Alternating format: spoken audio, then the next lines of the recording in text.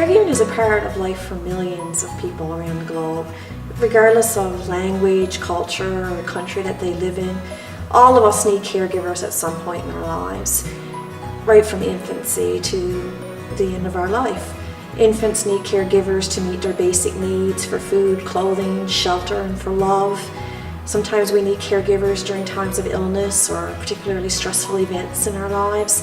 And as we age, of course, we often need a caregiver to assist us with everyday tasks.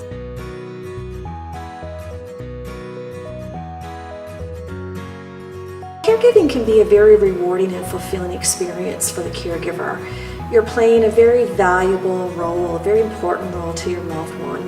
When you think about end-of-life care, for example, and being able to be that person for your loved one and provide that special care, it can give individuals a sense of purpose and meaning.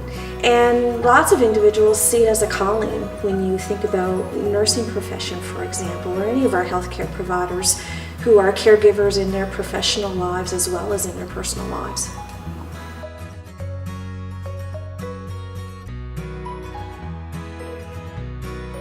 Well, caregiving for a loved one can be very challenging, especially when you're faced with the decline in your loved one's health. There's a tremendous amount of pressure put on that caregiver, so fatigue is an issue.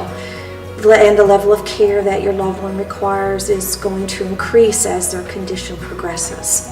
You have some caregivers who are very isolated from family and from friends and from their social networks because they are providing a high level of care. And this places great strain on the individual, great strain on family resources, and can leave people feeling that they really have very little support. There's struggles to balance home and work and caregiving responsibilities, and this can lead to a lot of frustration. And also caregivers are at a high risk for depression because of all of these factors. There's also an aspect of grief and loss as you watch your loved one struggling. And ultimately this can lead to caregiver burnout. And this is just about the intensifying of all of those stressors, the physical stressors, the emotional stressors, the financial stressors, social stressors, and so on, to the point where the caregiver feels totally overwhelmed and unable to cope.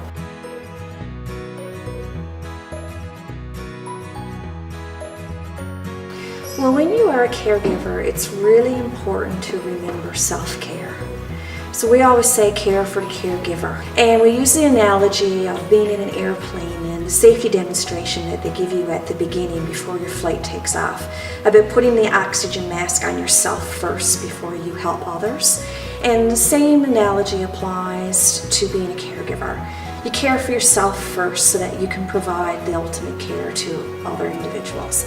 And that means taking a break, asking for help when you need it, doing all of the normal things that you would do for self-care, but that being particularly important when you're providing care to other individuals. Going for a walk, reading a book, going to a movie, eating right, exercising, and so on.